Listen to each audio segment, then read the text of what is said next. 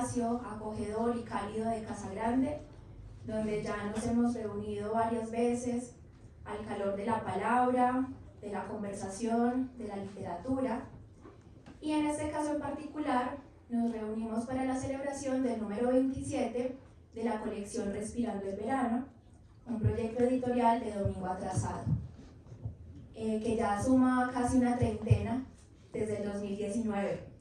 Por supuesto, le damos un agradecimiento al poeta Jaime Londoño, al poeta Juan Manuel Roca, quienes son las mentes detrás de esta colección tan necesaria y tan bonita que tenemos para el disfrute nuestro. A Juan Esteban, el autor, muchas gracias por este nuevo libro que da salud también para el disfrute de tus lectores. Felicitarte y agradecerte por estar aquí conversando con nosotros esta noche. Quiero pasar a leer un breve comentario que he escrito a propósito de las impresiones que ha dejado en mí El murmullo de las hojas, como se titula este libro, en el que vamos a hablar en esta noche sobre las experiencias vitales que atraviesan este libro, las experiencias vitales de quienes se mencionan aquí y las del autor mismo. También pues vamos a escuchar el prólogo de Juan Manuel, que es el texto que aparece en la contracarátula del libro, y vamos a tener la conversación con el autor al final. Habrá un espacio para los comentarios y las preguntas que ustedes quieran hacerme. Voy a pasar entonces a leer este comentario que he escrito. En el murmullo de las hojas, como es habitual en la colección Respirando el Verano, Juan Esteban Londoño nos ofrece una selección de poesía, cuento y ensayo que nos permite vislumbrar cuáles han sido sus búsquedas existenciales, sus apuestas estéticas, pero sobre todo éticas, en su ser y hacer como poeta, narrador, filósofo, teólogo, docente, cinéfilo desde temprano, observador de la vida de adentro hacia afuera y de afuera hacia adentro. No es gratuito, entre la amplísima lista que pudiera abrirse aquí, su admiración a Paul Klee, amante de la música y hermano de los perros, como se llama a sí mismo. No es la mía, es la herida de otra gente. Yo nunca la hubiera soportado. Por eso, llévense todo lo que ocurrió, escóndanlo, entiérrenlo, retiren las lámparas. Con este poema de Ana Akhmatova se abre el murmullo de las hojas. En el epígrafe se cifran la intención del poeta, su herida y la del lector. Este es el punto inicial de una geometría trazada por Juan Esteban, el astrónomo que nos descubre una nueva constelación.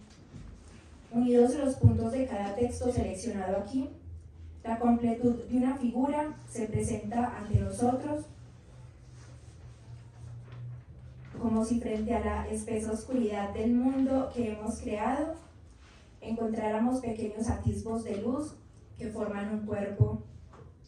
O también podemos pensar esta unidad como el juego de un niño que mira los nudos de la madera en su techo y allí ve la figura de un animal indefinido, al lado la quietud de una mujer antigua cuyo nombre es Jezabel.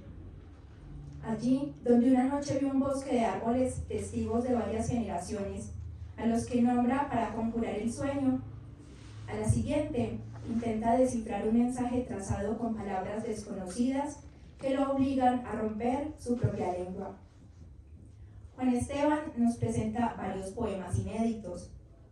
El primero, El murmullo de las hojas, el que le da título al libro. Sus versos reflejan la imposibilidad de los desaparecidos, la esperanza incansable de las madres, el sufrimiento colectivo al que parece que estamos condenados, el dolor mezclado con la felicidad esquiva que nos viene en pequeñas o grandes dosis a lo largo de la vida, el vacío en el que, en palabras del autor, hasta la muerte es un milagro. Luego, hace su aparición una tríada dedicada a César Vallejo, Marina Tsvetajeva y George Trakl, respectivamente, en los que se cantan las punzadas de una vida amortajada por la guerra, el hambre y la nostalgia. Acompañan a los anteriores poemas una selección de sus 3 poemarios publicados: El país de las palabras rotas, Oráculos de Jezabel y Los nombres de los árboles antiguos. De este último nos regala Música de cámara, el poema que le dedica a Adorno. Sobre su poesía diré que hay en el mundo seres como abejas osadas que son capaces de robarle a la flor de la belleza unas cuantas pelusas de polen para poner frente a nosotros su verdad. En la segunda sección del libro, la narrativa de Juan Esteban se sostiene en esa sencillez dolorosa que caracteriza su escritura. Narrasti, el dragón de 7 cabezas, y tuve que levantarme la camisa para ver si no me había roto. Están atravesados por una flecha forjada con la ceniza de la red que envuelve al dragón al final del primer cuento, tensada con el arco del pensamiento filosófico, disparada por las manos del escritor, que primero es hombre, hijo, amigo, carne magullada de un país violento. La flecha surca el silencio y antes de dar en el blanco surgen los murmullos a los que las hojas de los árboles, el agua, las piedras, la tierra le hacen eco. Cierran el libro los ensayos a George Trakl, María Zambrano, Antonín Artaud y Juan Manuel Roca. El autor se vale de las imágenes poéticas que la escritura de los homenajeados le proporcionan. Pensar en la imagen del dolor, en el murmullo de las hojas, en la textura del agua, en el olor de los campos de guerra que siguen siéndolo o que ahora están poblados de naturaleza, surcados por caminos o aplastados por el peso del concreto, en el sabor del licor con el que el escritor brinda al conversar con nadie en los libros del poeta Roca. Es la invitación que Juan Esteban nos hace para que nos levantemos la camisa, porque sin lugar a dudas, todos estamos rotos. Bien, ahora, muchas gracias a ti, Juan Esteban.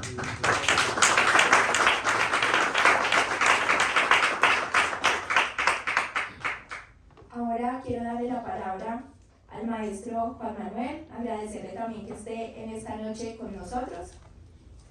Va a leer entonces el prólogo del libro que, como les comentaba, es el texto que está en la contracarátula.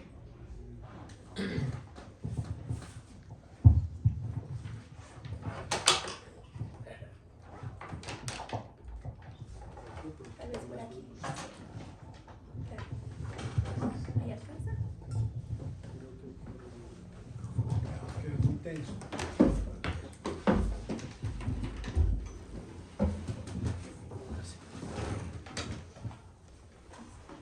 Buenas noches. ¿Tiene sonido? Se apagó. Creo que se apagó por el tiempo, hay que prenderlo. ¿Cada cuánto se apaga? Cada 15 minutos, cada poema. Ah, bueno. ¿Aló? ¿Sigue apagado? No, ya. Bueno, para mí es muy grato presentar este libro de Juan Esteban. Yo hice un pequeño texto que quiero compartirles. Y me parece muy afortunada la coincidencia, porque no era algo preestablecido, que lo hagamos hoy, que sería un aniversario muy importante en la vida y en la trayectoria de quien le da título a nuestra colección, Héctor Rojas Erazo.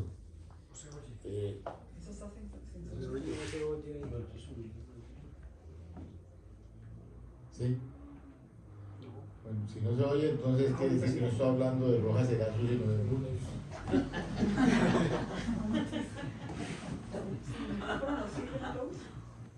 ¿No lo uso o sí? Sí. Bueno, decía yo que es una rara, curiosa y bella coincidencia que precisamente se haga este acto.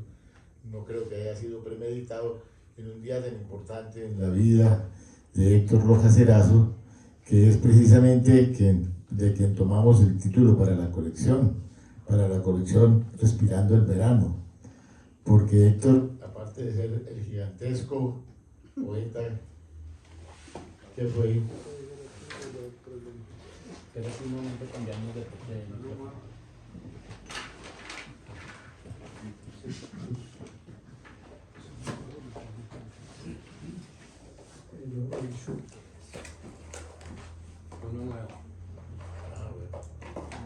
Este cable con roca.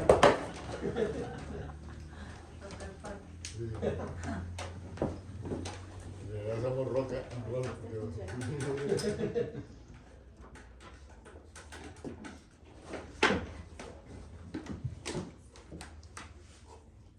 Sí.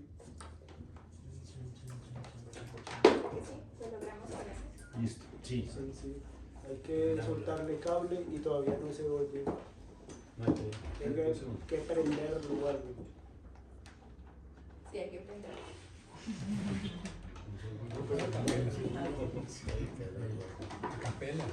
a capela. No, espera. Por la grabación.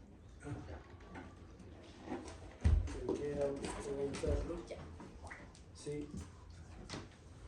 Todavía no. ¿No está prendida esa cosa? Sí, está Ya. apagado. Ahora Se volvió a apagar. se volvió a apagar. Ahí ya. Ahora sí. Es porque no voy a repetir lo que he dicho 2 veces. Pero voy a redondear que estamos festejando también una fecha importante en la vida y en la obra de Héctor Rojas Erazo, nuestro mentor, digamos, para tomarle el título a esta colección de Respirando el Verano. Entonces voy a leer lo que escribí para el libro y posteriormente parece ser que vamos a hacerle unas preguntas a nuestro compañero de mesa, ¿no?, de mesitas. Y este es el texto que hice yo, que se llama precisamente Murmullo entre ruidos. No todos los caminantes escuchan lo que las hojas de los árboles transmiten según mandatos de la lluvia, de la luz o del viento. La poesía sí lo intenta y transmite de manera sustancial Juan Esteban Londoño en sus bellos e inquietantes poemas. Su alto sentido de la realidad, que no escamotea sucesos irreales o surreales, lo condujo a escribir un poema que transcurre inicialmente en el cementerio de Montparnasse, en memoria del poeta que nació un día que Dios estuvo enfermo, grave. Londoño lleva en su andadura la premonición de un país con aguacero y siente que lleva en los nudillos de las manos una lluvia escondida. Su palabra oscila entre la orilla del deseo y la de aquello que llamamos con pompa y presunción la realidad. Está escrita con bronca sutileza y desde una visión múltiple creada no pocas veces en una alternancia de los sentidos. El poeta parece ver con los oídos, escuchar con los ojos y convocar en la palabra un paisaje del olor y un paisaje del tacto. En el murmullo de las hojas, hay una especie de geopatía, de paisajes desdeñosos o enfermos que no caen en la esfera de la queja, de la culpa o del dicterio. Además del poema que señalo y de otros más que destacables, como el de las madres que desde las ventanas otean a los que no regresan, el poeta habla de sueños, de hambres no saciadas y de un país de voces rotas. La muestra de cuentos incluye Tuve que levantarme la camisa para ver para ver si nos había, caramba, es que está muy mal, si no me había roto esta muy tenue esta teletrica. dice no me queda roto, que ocurre en un lugar de la ciudad donde muchos héroes del barrio eran niños criminales. El capítulo de ensayos trae relatos sobre Trakl, Artaud, expresionistas como Haim, Ben y Doblin, y creadores de fundamentales como Else Lasker Schuller, Ingeborg Bachmann y María Zambrano. Esa es la nota.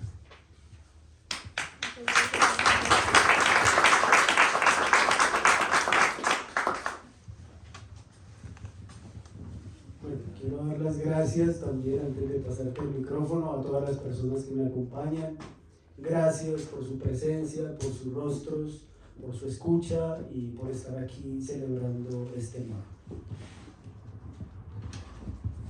Muchas gracias, Juan Manuel y Juan Esteban. En el texto que escribí, pues tomé la decisión de empezar hablando o señalando el epígrafe con el que se abre el murmullo de las hojas. Y quiero preguntarte precisamente por ese epígrafe, porque parece como un mensaje perfecto, tallado en la puerta de entrada a tu libro, en donde se cifran los sentidos de ese libro. Es como un saludo a los lectores para que más o menos vislumbren cuál será el camino que viene de ahí en adelante.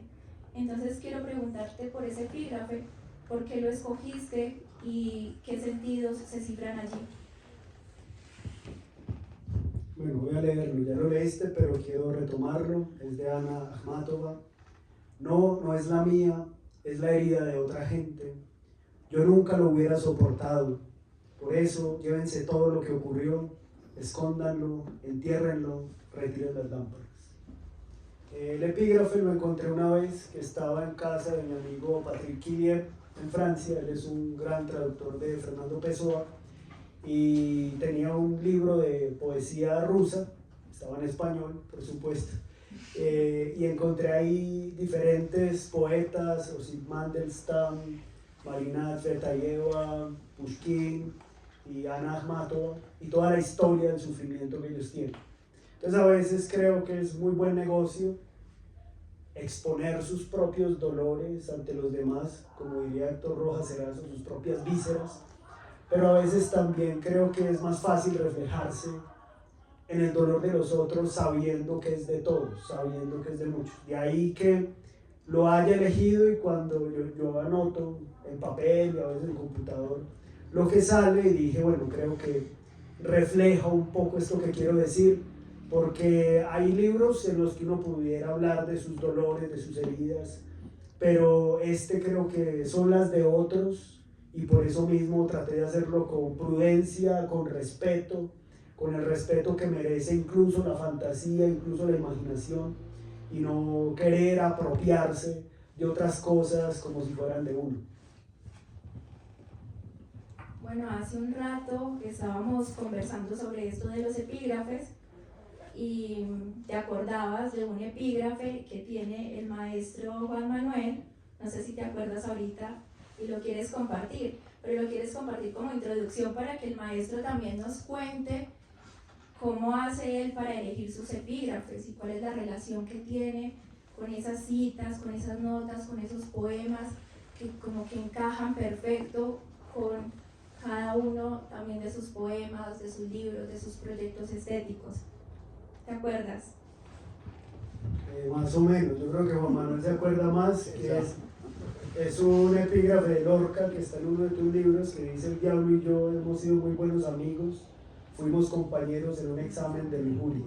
Y es una cosa fantástica. Entonces yo le decía a ella, no, es que Juan Manuel es un campeón de los títulos y de los epígrafes.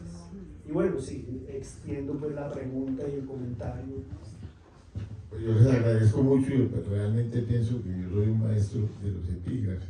Son mejores generalmente que los títulos y que los libros igualmente. Pero sí le presto mucha atención porque me parece que más que un guiño culterano y un guiño para guiar al lector, se trata de una empatía de orden no solamente lingüístico, sino también espiritual, fundamentalmente como un poeta.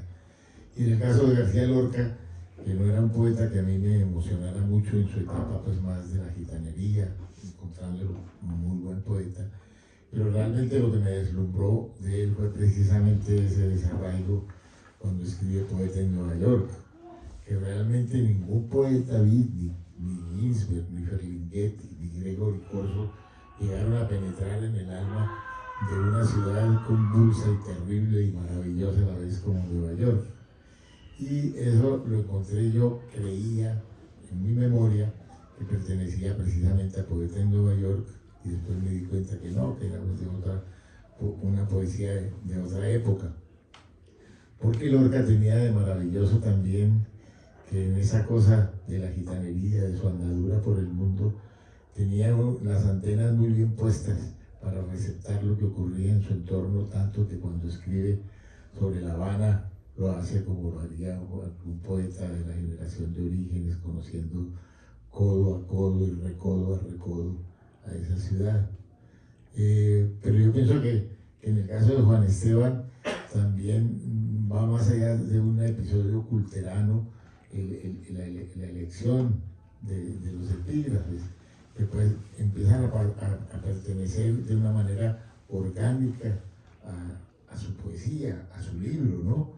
Y que realmente son como susurros que le dejan como un murmullo de hojas las lecturas de poetas contemplados y admirados. ¿Quieres hacerle una pregunta?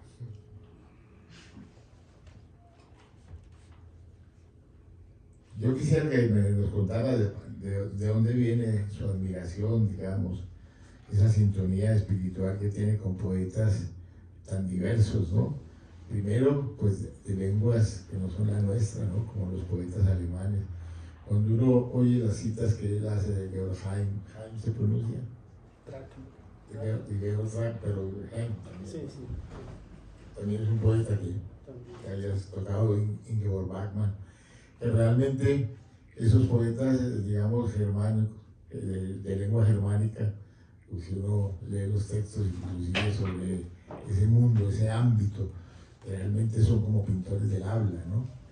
Y me parece que de pronto esos nexos que tiene para mí el poder de la imagen que hay en el libro de Juan Esteban, que es un imaginero tremendo, ¿no? Ya sabemos lo que decía Lorca, que imaginar es crear imágenes. En esa imaginería que tiene, me gustaría preguntarle precisamente, cuando él habla de poetas como Trakl, como Antonin Artaud o como Dowling, me parece que hay un diálogo secreto que fluye a través del lenguaje y no es de una manera automática, pues como los surrealistas, sino muy consciente. ¿Qué sentido tiene para ti, digamos, más allá del guiño que podría ser privativamente y superficialmente culterano, de ese diálogo, de ese aspecto dialógico con los poetas que has asumido, no llamemos de cabecera ese lugar común, sino como compañeros de viaje? Yo creo que depende mucho de la relación que hay con el sufrimiento humano, lo que me conecta con ciertos autores, y la imagen también. Uno tiene que hablar de cómo le llegaron los poetas a su vida y son muy diversos, pero me preocupa, me interesa mucho la vida de la gente. ¿Cuánto ha sufrido una persona para escribir lo que escribió? ¿Cuánto ha atravesado para que en el caso de Artaud, por ejemplo, aparezcan casi que las tripas en la mano, las vísceras, su cuerpo partido como patas de animales?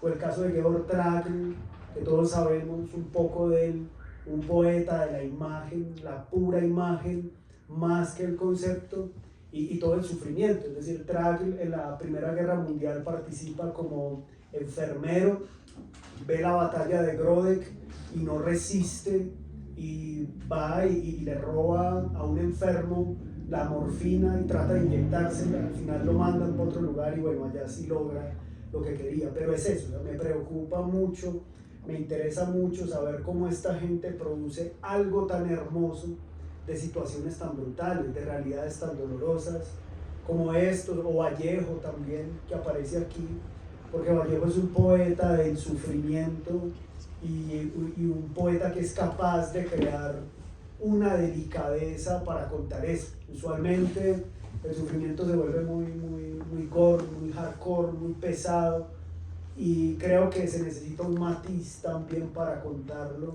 para contar cuánto nos duele de una forma sutil, de manera que no genere mucho pesar ni mucha lástima, sino que genere un encuentro con el otro y uno puede decir estos son tan humanos como yo. Y creo que de algún modo acá hay una historia de los derrotados, porque todos son derrotados, pero su imagen nos pertenece. Bueno, yo sé que aquí todos estamos ávidos por escucharte hablar sobre tu libro, pero también por escucharte leer. Entonces, me gustaría que pudieras compartir con nosotros El murmullo de las hojas, este poema que, bueno, les cuento que hace poco escuché el episodio del podcast de Javier Peña, Grandes Infelices, que está dedicado a Juan Rulfo, y me enteré ahí, no sabía, de que el nombre que se había pensado inicialmente para Pedro Páramo era Los Murmullos. Y ahí pensé que tanto tenemos por conversar con Rulfo a través de su obra y que tanto le debemos también, lo sepamos o no. Entonces, además de esa lectura que compartas con nosotros, también me gustaría que pudieras hablarnos del poema y de pronto si hay una relación con la literatura de Rulfo en el poema y en tu libro. Bueno, voy a leerlo y les cuento un poco acerca de él. Es una mezcla de cosas, es parte de esta realidad que nosotros habitamos y ahí está.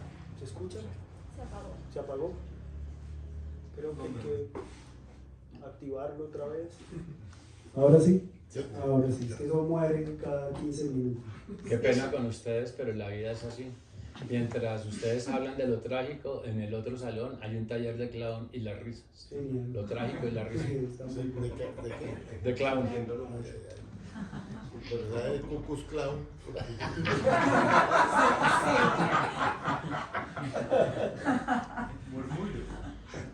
El murmullo de las hojas. Tiene un epígrafe del informe de la Comisión de la Verdad, cuando los pájaros no cantaban. Habla una madre y dice: 8 meses desaparecido, es casi el tiempo que lo tuve en mi vientre.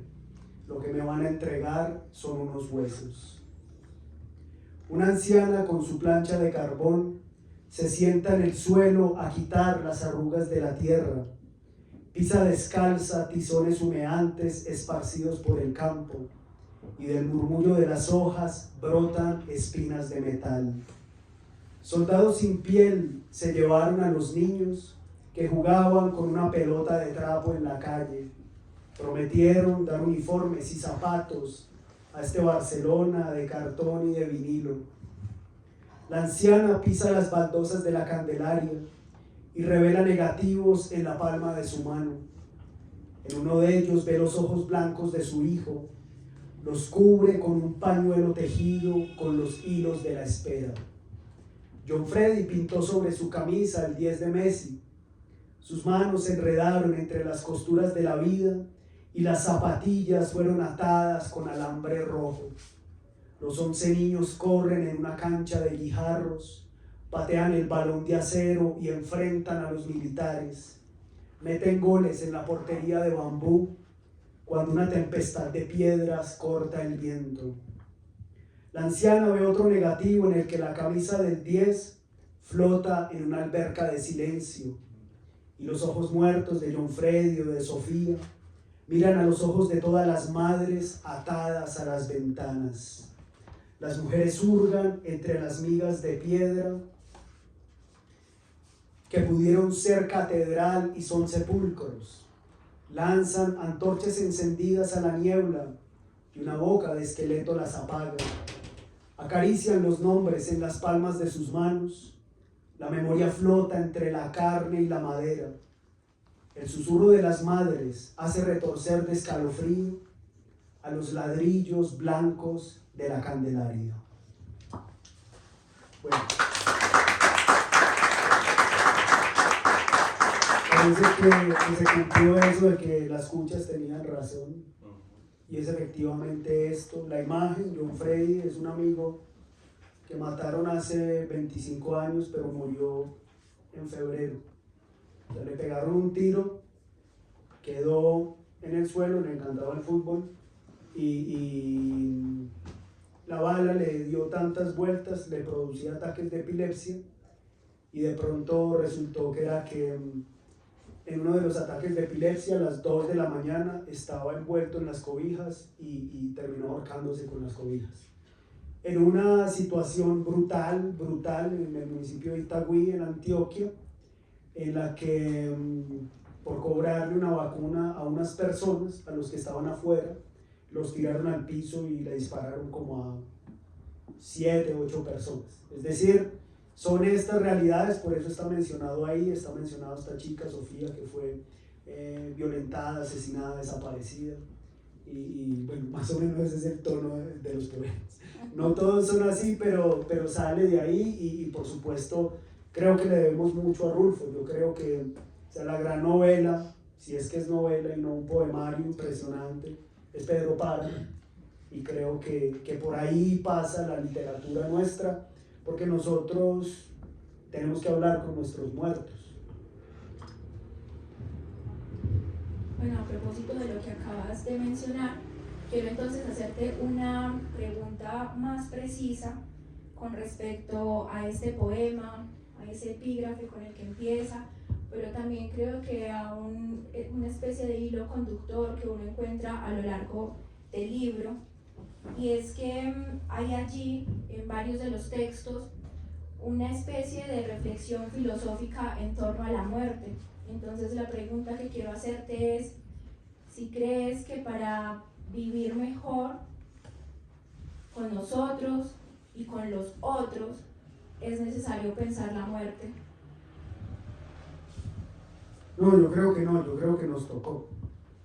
Realmente en este país, ojalá pudiéramos escribir como Italo Calvino, como Tolkien, crear, pero nos tocó ver muertos todos los días, todas las noches, todo el tiempo, en todas las realidades.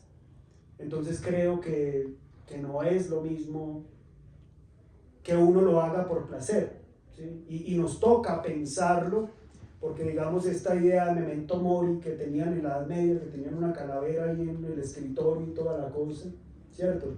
Ojalá nosotros no tuviéramos que recordarlo tanto, pero todo el tiempo nos baila por delante, y el deseo es que fuera otra cosa. Ojalá en algún momento se pueda escribir poesía de otra manera, de hacer otro tipo de poesía.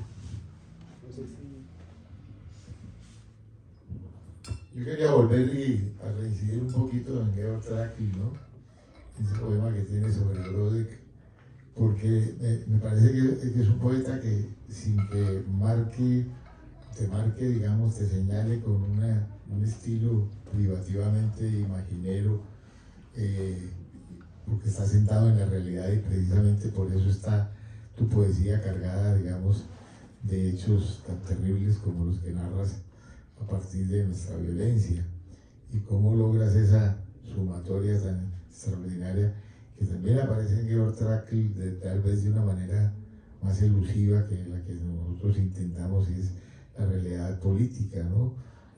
Aparte de la realidad de la poesía y la de la política, que es tan vigorosa, tan fuerte, tan clara, pero sin caer, digamos, en la obviedad que representa casi siempre la poesía de orden político, ¿no?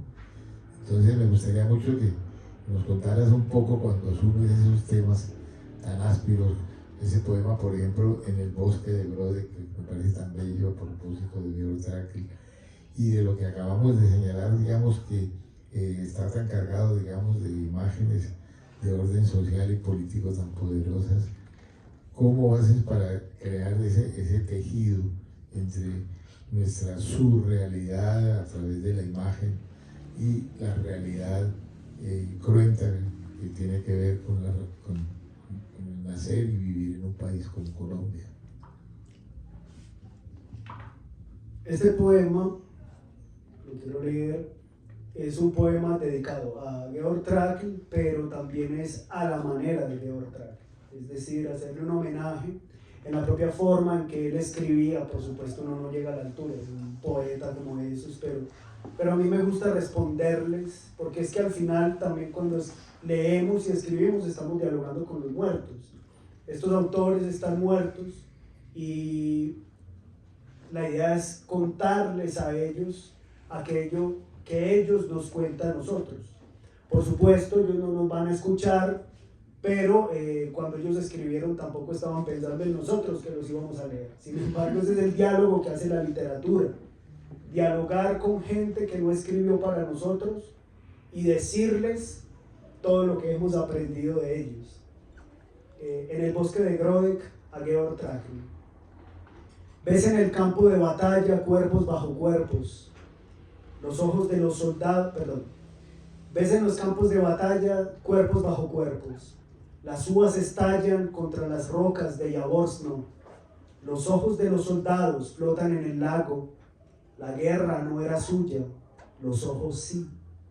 Arrancas de la vena del teniente enfermo la jeringa con morfina y te sientas junto a él en la camilla para inyectarte morfina, cocaína, cloroformo, bebes aguardiente barato, cierras los ojos, recuerdas al viajero que recibe el pan y el vino en el altar de una iglesia bombardeada. Los disparos cesan, te arrullan las cigarras, oyes el canto de una madre a su hijo ante la puerta de la farmacia, te acuestas sobre los leños mojados y esperas que la mano de tu hermana adolescente te acaricie. La cuerda de un piano vibra alrededor de tu garganta. Y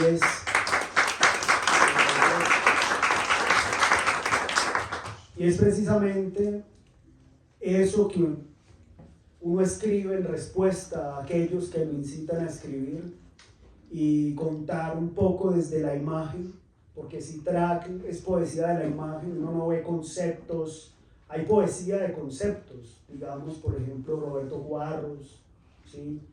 Antonio Porcia, sobre todo estas líneas de poesía de conceptos, pero hay poesía de imágenes, de solo esa visualización, de imaginar, y es tratar de verlo. En Trakl hay incluso una paleta específica de colores, un azul oscuro, un plata, el plateado que está siempre ahí, de la luna en medio de la noche, el verdor, la danza, y es tratar también de imaginar en colores. Yo no sé si a ustedes les pasa, pero yo me imagino los libros en colores, a veces por la pasta, a veces por el dibujo que ellos hacen, que es lo que dicen, por ejemplo, Deleuze y Guattari, sobre todo de crear un ambiente, un clima, y uno, cuando son grandes poetas, lo meten a uno en un clima.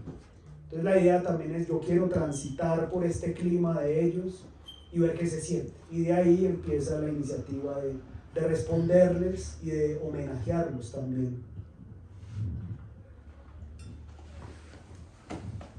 Eso que acabas de decir se corresponde muy bien en esta idea de que cada parte de un libro, la portada, si contiene ilustraciones, el mismo epígrafe que ya hemos hablado, tiene una carga de sentidos, una unidad dialógica que está llena de mensajes para el lector. Quiero pasar ahora a hablar del País de las Palabras Rotas y de Oráculos de Jezabel, que son tus dos primeros poemarios. El primero, El País de las Palabras Rotas, una búsqueda estética en un momento muy particular de tu vida, que es la época del migrante en Alemania mientras hacías tu doctorado, y Oráculos de Jezabel, en donde creo que ahí hay más una búsqueda desde tu curiosidad o tus intereses teológicos, y señalar pues también que con este libro ganaste un reconocimiento del Ministerio de Culturas de Colombia. Entonces me gustaría que pudieras compartir con nosotros la lectura de uno o dos de los poemas que seleccionaste para el murmullo de las hojas, de estos poemarios y que nos hables también un poco de cómo fueron concebidos ambos proyectos. Bueno, voy a leer del País de las Palabras Rotas. Son poemas muy cortos, de hecho los poemas son como palabras rotas, efectivamente, y es la vivencia de migración en Alemania, pero es la vivencia de un montón de rupturas.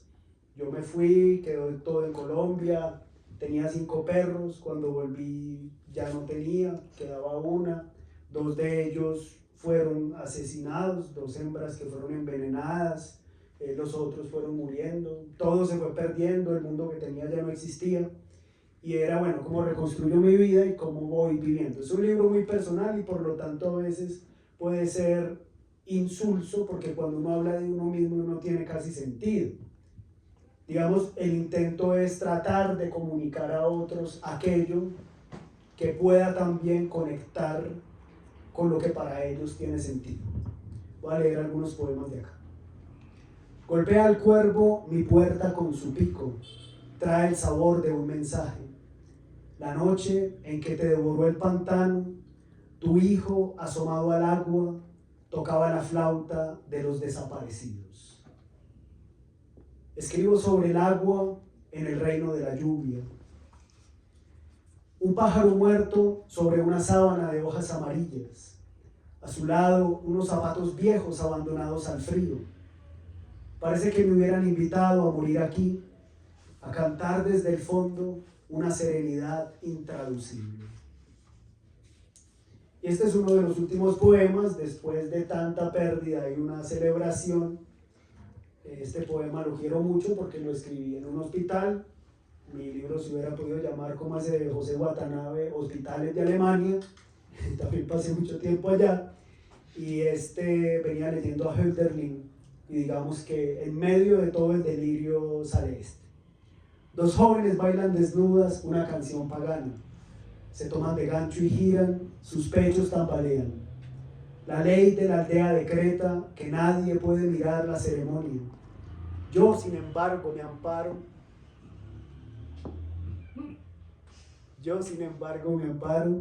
Detrás de un abedul observo. El Danubio lleva la música, mis palmas hacen el ritmo. Las mujeres me descubren, sonríen y danzan. A pesar de mi voto, me consagro a este ardor. Y de Oráculos de Jezabel surge, ahorita estaba hablando con Andrés, de una amiga poeta mexicana, activista, feminista, que se llama Gabriela Miranda, y ella, cuando yo estaba estudiando teología, estaba muy interesado en el tema del apocalipsis y la resistencia contra el imperio y todo el tema de estos grupos marginados que se oponen al imperio, pero Gabriela me dice, bueno, ¿y has visto que en el apocalipsis las mujeres solo son o vírgenes o putas? Es decir, no hay una imagen media, sino que están muy marcadas por esa visión patriarcal. Y a las mujeres que se condena ahí, hay una mujer que se llama Jezabel, y esta mujer se le dice que se va a podrir en una cama por pecado, bueno, un montón de tonterías. Y yo dije, ¿y por qué no escribir desde esas voces que marginó la religión dentro de sus propias instituciones y darles una mirada distinta? Entonces habla Jezabel y traté de imaginar cómo vivían las mujeres en el Imperio Romano, las mujeres que eran prostitutas o prostituidas, que en realidad eran esclavas, que las entregaban a templos para que le rindieran tributo a los dioses o a las diosas. Y cuando ya no servían, las soltaban por ahí en cualquier prostíbulo a hacer un trabajo un poco menos sagrado y todavía más difícil. Y finalmente terminaban por ahí muertas. Entonces, de ahí varios poemas en prosa que salen en la voz de Jezabel. Al llegar al templo de Venus, me maquillo los ojos con ceniza y pinto de carmín los pómulos. El espejo de bronce me agasaja. Camino descalza por la columna de las meretrices. Un peregrino, oloroso a sales del Mar Negro, me acuchilla el vientre y lame la sangre en la palma de su mano. Mi vida me ha costado la vida. Camino entre las siluetas de viejos emperadores. El recuerdo de una lira tañe en un salón lejano. La música es líquida y salada. suaviza el asesinato de los dacios. La casa fue incendiada por soldados y 2 niñas flotan en barriles de aceitunas. La legión me rodea en busca de mujeres para subyugarlas. Me escondo en la gruta de los lobos y escribo en sus paredes con un carbón: me duele el tiempo. Y este último: el niño, animal de cercanías, se sienta en el astillero junto a un perro sucio a la espera de un barco. Escucha los lamentos perdidos que arrastra la bruma del mar. En el agua se percibe el reflejo plateado y frío de la luna. Algún día volverá papá, le dice al perro que se rasca las pulgas, indiferente y juguetón. Lo que nunca fue nuestro duele en la madrugada.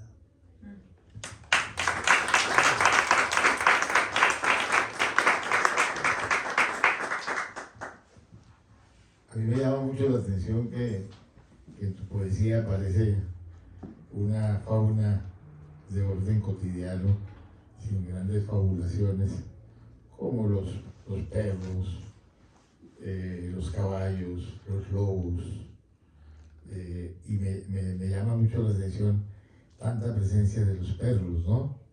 Y siempre te veo con ellos. Es un animal que me antipatiza, pero él vive en el Festival de Cannes. Pues, y entonces le quería preguntar, ¿por qué la búsqueda específica de unos animales domésticos? Digamos, frente a uno piensa todo el mundo que en el manual de zoología fantástica y todas estas cosas borgesianas y de otro orden siempre tienen un carácter funambulesco, unicornio, etcétera, ¿no? Hasta hay azules como cantante que detesto también con entusiasmo siciliano. Y esa manera que nos proyectas en esa cotidianidad de los animales caseros me llama mucho la atención, ¿no? Quisiera que me hablaras un poco, porque en tu poesía aparece mucha cosa vegetal, vegetativa, hermosa, pero mucha presencia de animal, y sobre todo de animal doméstico, nada fabuloso, nada fabulado. Me llama la atención con mucho interés. ¿Podrías hablarnos un poco de esa presencia? En el país de las palabras rotas es casi un animalario. Hay gatos, liebres, hormigas, buitres, cuervos, pájaros distintos, gatos, perros, lobos, zorros, bueno, y otros que no me acuerdo, y sí, castores, me estaba tratando de acordarme de los castores, y seres humanos, por supuesto. Yo creo que representan una cosa, y sobre todo los animales más cercanos a nosotros, y es que nosotros les hicimos un mal terrible, un mal brutal.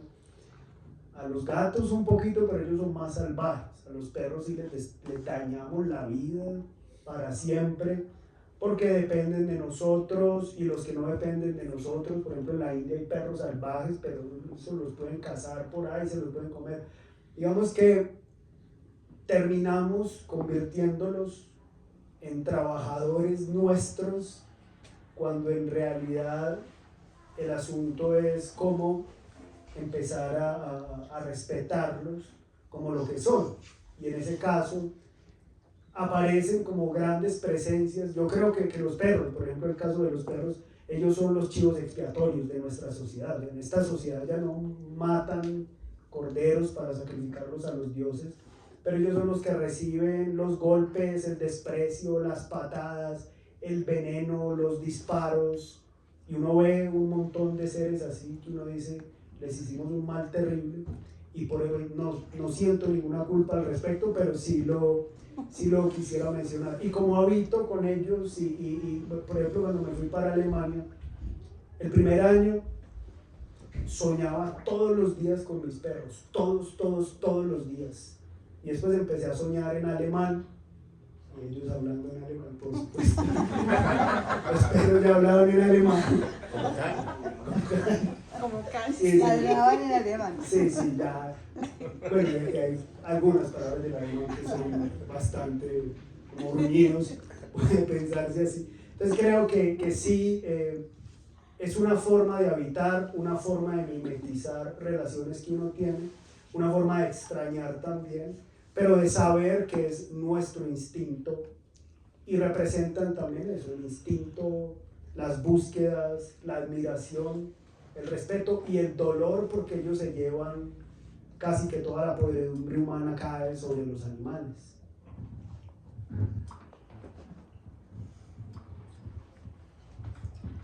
Yo voy a pasar a hablar de otro de tus poemarios, el último que fue publicado hace un par de meses, Los nombres de los árboles antiguos, porque extraes un poema de allí para ubicarlo en este libro, en El murmullo de las hojas.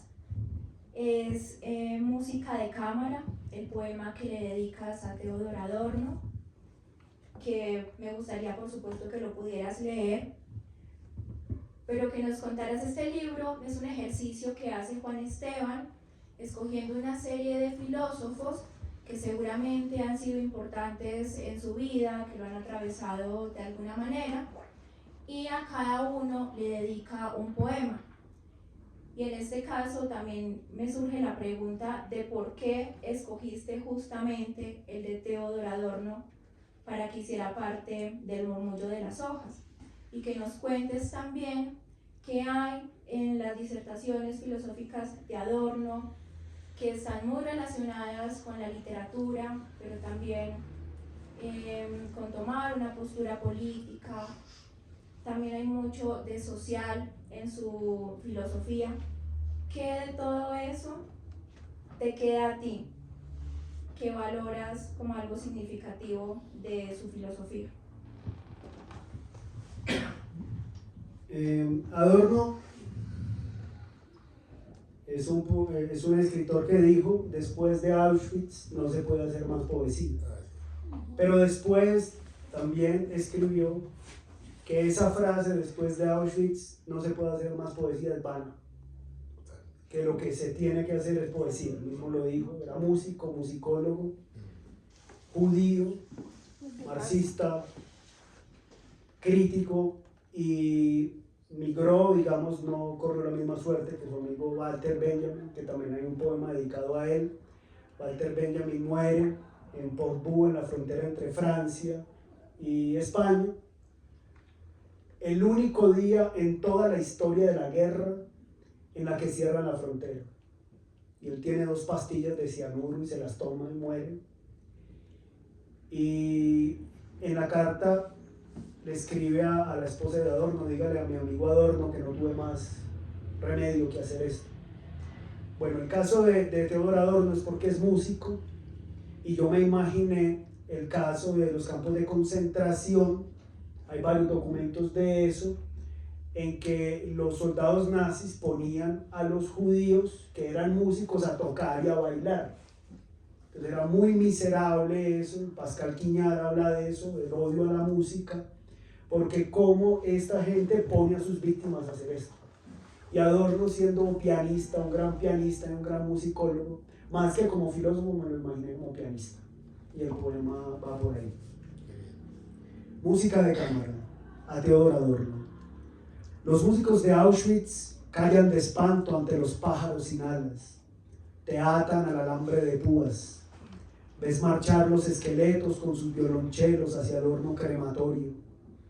En el humo escuchas la melodía de un acordeón nostálgico.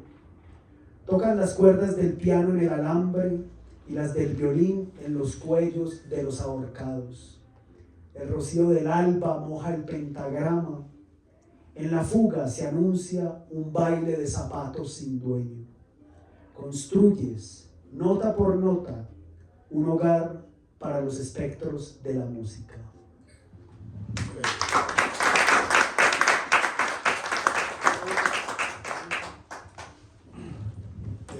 Más que una pregunta, una petición, ¿no? Y es que si nos quisieras leer ese poema del cementerio de Montparnasse y la visita a César Vallejo, pues es un poeta que queremos en común de una manera tan radical. Si lo pudieras leer, sería muy grato. bueno, surge precisamente de la visita a un cementerio que no es muy glorioso. Père Lachaise es por supuesto mucho más glorioso. Juan Manuel tiene unas necrónicas sobre ese cementerio fantásticas.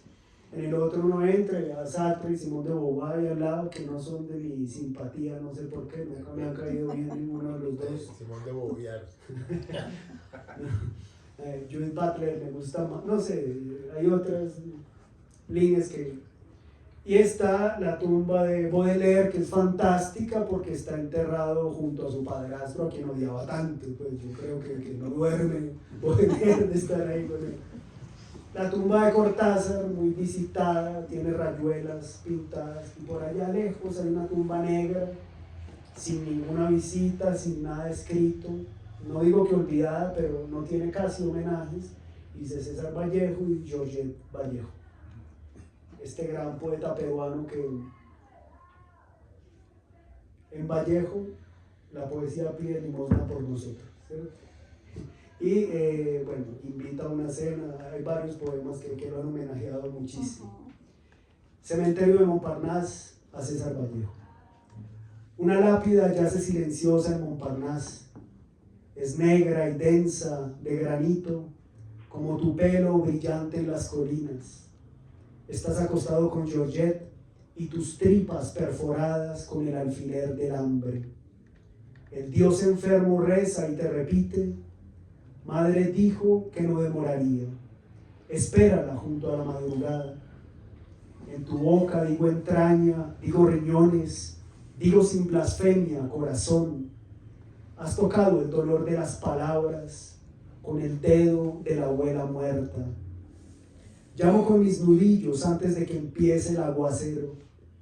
Me adelanto a la fecha de tu muerte y repito como un vendedor de lotería: hermano, no te mueras. Déjame usar tu traje para vestir al sol de la miseria. Has tocado el dolor de las palabras con el dedo de la abuela muerta.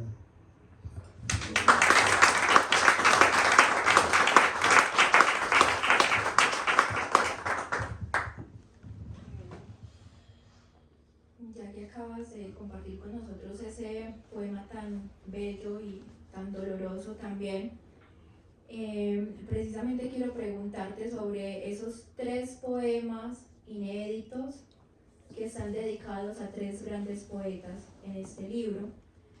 Preguntarte cómo dialogan de alguna manera con los nombres de los árboles antiguos, porque la idea de los poemas y la estructura es muy similar, solo que en los nombres de los árboles antiguos tenemos un homenaje a un grupo de filósofos y en este caso tenemos a poetas, a escritores literarios. Y preguntarte también si nos puedes contar si hay algún proyecto en el que estás trabajando para hacer este homenaje a un grupo de poetas, de escritores que han sido importantes, vitales tal vez para ti. Y también preguntarte por la necesidad sí, de esa línea en tu poesía ahora recientemente, esa escritura que es tan distinta a la escritura de tus 2 poemarios anteriores y sobre todo distinta en cuanto a la idea del homenaje a estos escritores que han sido importantes para ti. Bueno, son 3 poemas, entonces voy a leer el que falta y está dedicado a Marina Tsvetajeva, poeta rusa. Su esposo fue fusilado, sus hijos murieron de hambre, en medio de las purgas de Stalin, que no fueron muy agradables que digamos. Ella y Ana Akhmatova escribían cartas y los poemas finalmente los escribían línea por línea. Le decía a un amigo de memoria un verso y el amigo se iba y se lo decía a otro y el otro lo escribía, y cuando podían volver a visitarla volvía y le decía otro verso y el otro iba y se lo decía a otro y el otro escribía. Este poema se llama Hambre en Moscú, a Marina Tsvetajeva. Meces la cuna en la que duerme un esqueleto y enciendes la chimenea para calentar la tristeza. El verano de abril no ha sido suficiente. La guerra suele llevarse las palabras. El hambre te separa de Sergei, de Alia, de la recién nacida Irina. Robas a un niño muerto para curar en su carne morada todas las ausencias.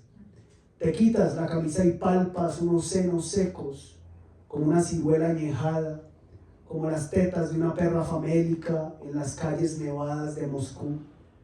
Aún así, metes en la buhardilla a tus amantes. Ellos chupan los pezones mordidos por tu hija muerta. Tú crees que horadan el placer de tus cabellos negros y tus ojos almendrados. Es el hambre la que nos conduce hacia la leche del misterio.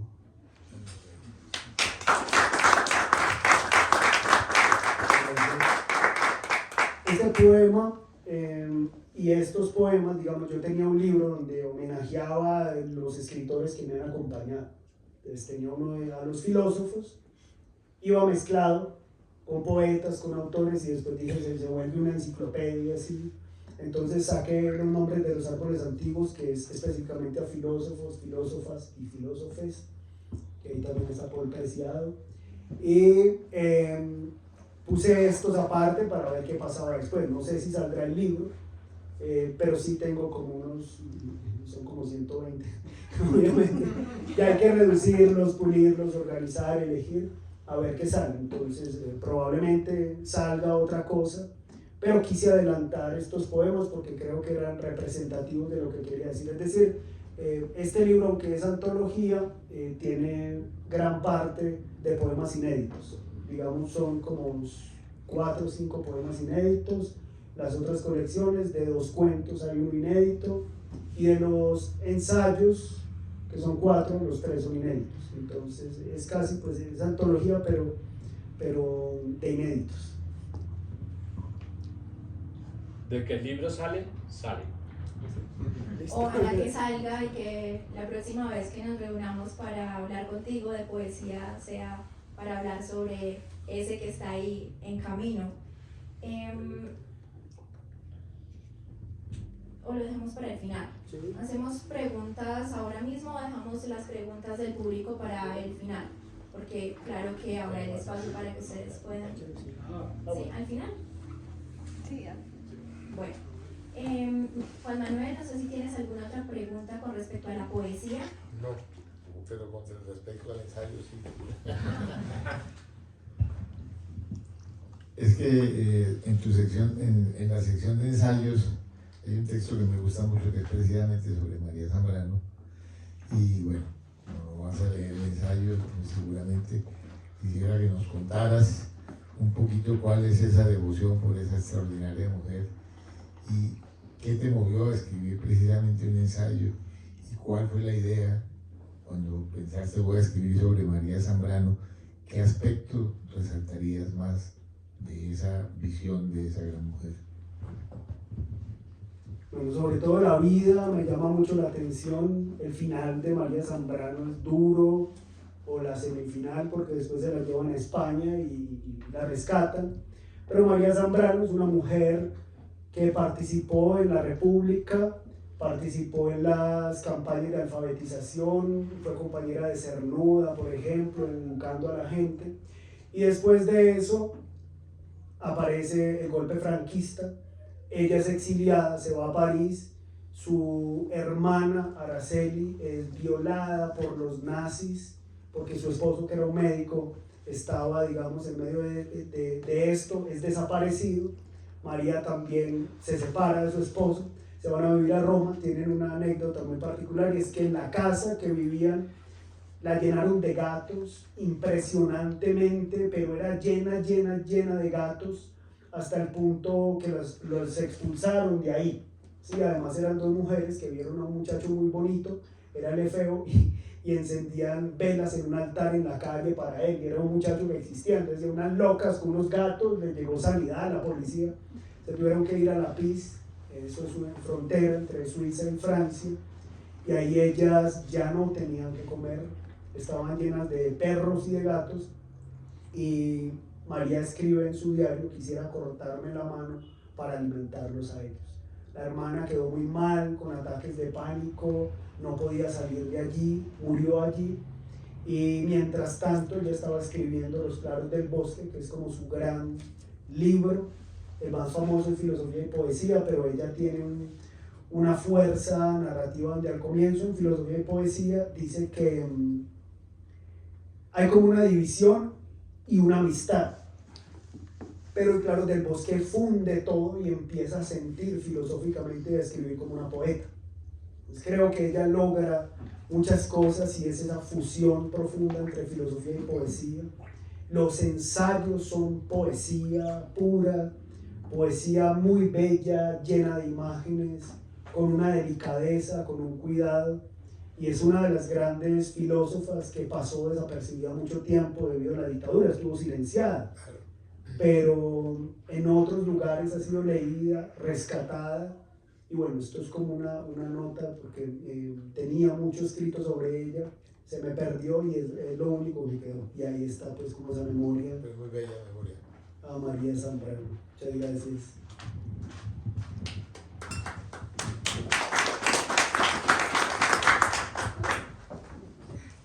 Bueno, ya que pasamos a hablar de los ensayos, el libro está dividido en 3 secciones, o compuesto más bien por 3 secciones. Es la poesía, la narrativa, en donde tenemos los descuentos y los ensayos. Hay mucha poesía en tus ensayos, y nos recuerdas con ello que el ensayo es un género literario, ¿sí? Que la poesía florece allí. Como diría Lukács, hay alma en esa forma que es el ensayo, y creo que en ese ejercicio que tú haces, esa alma es visible, la podemos dialogar con ella. También me parece muy curioso que justamente los 4 ensayos que pones en este libro son ensayos que están dirigidos a autores. Ya pudimos hablar sobre el ensayo a Georg Trakl, ahora el ensayo a María Zambrano, quedan otros 2.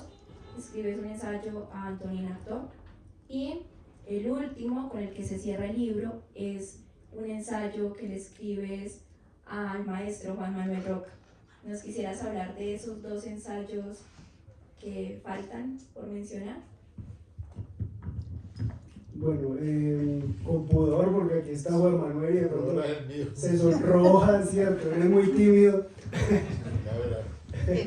No, que en realidad es, digamos, una lectura del vocabulario, pero yo ya venía haciendo una lectura de la obra de Juan Manuel Roca hace tiempo, uno de los pocos libros de poesía colombiana que me llevé para Alemania y me acompañó durante 6 años. Es este Silabario del Camino, que son casi todos sus poemas, y digamos que me gustó mucho la imaginería, me acompañó mucho, y desde ahí también responder y homenajear, por lo que he dicho, a veces a los autores, yo creo que todos los autores son póstumos y toda la fama es póstuma, ¿sí? Lo que uno recibe en vida o alguien recibe en vida es muy poco y no lo vamos a saber, pero yo creo que sí vale la pena decirle a la gente cuánto vale, y creo que la intención es esa, como decir, todo el mundo de la imaginación que hay en la poesía de Juan Manuel Roca hay que contarlo, y también suelo hacerlo con escritores vivos, por supuesto con muertos, pero creo que contar lo que hacen los escritores vivos es importante para ellos, porque los que escribimos y los que hacemos este tipo de cosas siempre nos estamos preguntando si vale la pena, ¿sí? Y lo único que vale la pena es que haya eco en otros, porque esto no va a dar dinero. O sea, de la literatura a la poesía es lo que menos se lee, lo que menos se vende, lo que menos se compra, lo que menos plata da, ¿sí? Pero creo que lo que nos da es el diálogo y el encuentro con el otro, y por eso mismo es importante decirle a la gente, eso que has hecho vale porque tiene eco en muchos de nosotros, y por eso mismo nos reunimos en torno a esto. No es adulación, no creo en la adulación, uno no saca dinero, este tipo de cosas. O sea, es el reconocimiento del respeto que hay por eso, y suelo hacerlo con escritores que están vivos y hacérselo saber. La mayoría lo han recibido con mucha alegría, lo cual me alegra a mí mucho porque era la intención, y hay otros pues que ni lo voltean a ver a uno, que bueno, se quedarán por allá en otros países más australes, diríamos así. Pero digamos que es el ejercicio. Y con Artaud también es ese autor, todo ese dolor, todo ese sufrimiento, un hombre no solo con el cuerpo partido, sino con el alma partida, y tratar de imaginarlo de nuevo en su propio lenguaje. Entonces es eso. Y por supuesto escribir, bueno, y lo escribo en los ensayos poéticamente, porque yo soy profesor universitario, en las universidades nos piden cosas terribles, terribles. Escribir artículos de revista, escribir papers, eso es lo más maluco que hay. Es una cosa como, se leyeron tantos autores, se sacaron tantas conclusiones, una cosa muerta, y uno dice, pero acá no hay nada, a mí me rechazan artículos, todo el tiempo, esto está lleno de poesía, esto no sirve, pero Dios mío, o sea, son cosas muy asquerosas, ¿sí? No, es horrible. Entonces creo que el ensayo es donde uno puede volver a vibrar con lo que escribe. Y creo que es lo que mantiene viva la investigación y no este tipo de artículos que nadie lee. Yo escribo artículos, pero yo no leo artículos. Y los míos tampoco los leo, los que salen así. O lo que hago, aquí que no me escuche ningún editor, es que cuando me los aprueban, me mandan correcciones y a las correcciones empiezo a cambiarles palabras técnicas y le pongo metáforas, imágenes, cosas, y digo, puede ser algo. Creo que es la trampa que uno le puede hacer a ese sistema que es horrible. Gracias por ese tip. Ya saben los que escriben artículos aquí.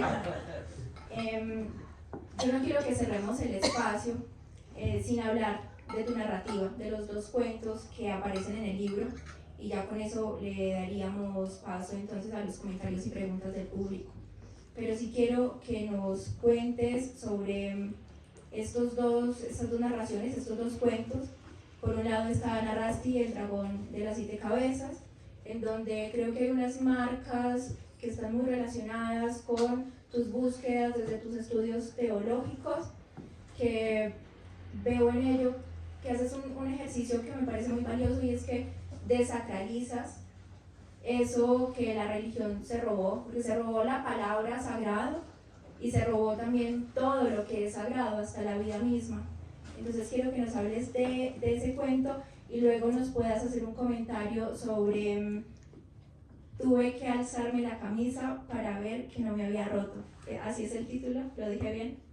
Este cuento en donde creo que hay unas marcas muy biográficas, tal vez es donde más uno puede estar cerca de algunos aspectos biográficos tuyos, la vida de un joven narrador protagonista en La Estrella, y cómo está inserto en unas dinámicas de violencia, y al lado de esa violencia está viviendo la amistad, el amor, el sexo, el juego y la pérdida de los amigos también, cómo la mafia va borrando a la gente con una facilidad escalofriante, y a medida que borra cada persona va dejando un hueco en las calles que se van a transitar en la vida, un hueco en el mismo pueblo. Háblanos por favor de esos dos cuentos.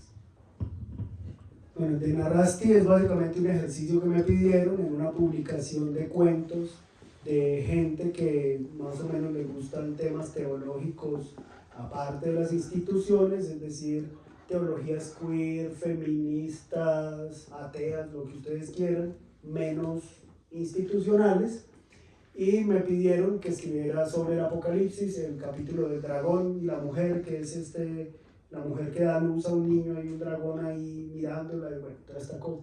Entonces yo decidí contar la historia desde la perspectiva del dragón, y es bastante erotismo finalmente en este cuento, y es revertir toda la imaginería. Por supuesto tuve que pensar cómo son los dragones, cómo hablan los dragones. Yo soy un lector de literatura fantástica, me ha gustado mucho Tolkien, C.S. Lewis, entonces desde ahí traté de revertir el cuento y darle protagonismo al dragón. Y tuve que levantarme la camisa para ver si no me había roto. El eje del cuento es un partido de fútbol que se juega en un lugar donde los ladrillos, o sea, los golpes del balón, porque son golpes muy duros, empiezan a levantar un polvo de ladrillo opaco, y todo se vuelve una niebla de ladrillo muy fuerte, y es una mezcla de historias. Es en La Estrella, yo crecí en La Estrella, que es los que van a Medellín en la última estación del metro, ¿cierto? y es una mezcla de pueblo, barrio y ciudad. O sea, tiene como todo a la vez junto. Entonces uno se siente en un pueblo, en un barrio, en una ciudad, y las calles, los barrios de La Estrella son solo una calle muchas veces. Entonces una sola calle tiene un nombre, tiene una estructura social, política, económica, un jibariadero, su propio expendio de drogas, sus propias culturas musicales. Si uno cambia de barrio, cambia de amigos, de amigas, de novias, de jibaria, de todo, ¿sí? Entonces la idea es un poco ver desde ahí todo lo que pasa y todo este juego. En realidad es ese juego del partido de fútbol con unos muchachos inmersos ahí. Y ahí he tratado de contar muchas cosas, he escrito mucho y es lo que menos he publicado porque lo biográfico es más difícil, aunque alguien una vez me preguntaba que la historia mía y de mi amigo, todo lo que me pasó, y en realidad todo es inventado. Sí, el nombre y los apodos, porque es un pueblo lleno de apodos, todo el mundo tiene apodos, todos los apodos de los apodos, todos tenemos apodos, yo tengo como 3 o 4 apodos, por mi papá uno, por mi mamá otro, por mi tío otro, o sea, siempre hay apodos impresionantes, entonces tratar de jugar con eso. Pero en vez de rescatar la historia real, es tratar de rescatar ese clima, ese ambiente, ese mundo, y es un cuento que quiero mucho, que le tengo mucho cariño, precisamente porque creo que está o sea, toca ese tema que siempre nos da miedo tocar, como hablar del narcotráfico, y termina siendo una señora que se llama la mafia, que está oculta con un velo detrás de un carro de vidrios negros. Es decir, es personificar esa realidad y no simplemente hablar del mismo viejo que no sé qué, que tenía un zoológico, no sé, porque ya es lo mismo, ya hay telenovelas y esto. Es tratar de contar la historia desde otro lugar y es como el intento que aparece en este cuento. Decía Juan Bosch, hablando sobre el género cuento, que lo transgresor y lo novedoso en el cuento no está en inventarse unas cosas por allá que no existen y estar rebuscando, sino que es hablar de los temas de los que ya se han hablado tantas veces porque nos atañen, porque nos atraviesan en nuestra condición humana todo el tiempo, pero desde una perspectiva distinta, una que logre ir quitándonos los velos, porque todos estamos llenos de velos muchas veces. Así que muchas gracias por ese comentario también que nos hace sobre tus cuentos. Juan Manuel tiene alguna otra pregunta o comentario, entonces ahora podemos dar paso a los comentarios y las preguntas de ustedes.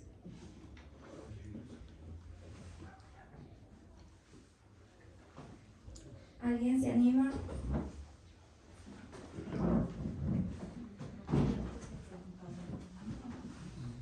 Bueno, creo que se animaron a la despedida.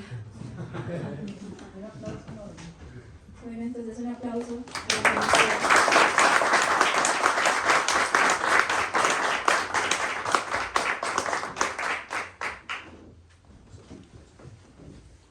Bien, muchas gracias entonces por habernos acompañado en esta conversación, que esperamos haya resultado amena para ustedes, haya resultado calurosa en esta noche fría bogotana. El libro El murmullo de las hojas se puede conseguir en... Acá. Bueno, y ahora mismo, en este momento, a esta hora, ¿en algún otro lugar se puede conseguir junto con la colección? Fondo de Cultura, el Espantapárrafos, Wilborada, librerías. En las Central. principales librerías de la ciudad. En el Espantapárrafos, en Wilborada, en el Fondo de Cultura Económico, ya saben para quienes Eso se lo quieran puede adquirir. sintetizar en el espantapárrafos, etc. Muchas gracias. Por ser hoy, acá en Casa Grande está a 30 y el otro también, el otro está a 40, hoy aquí 35.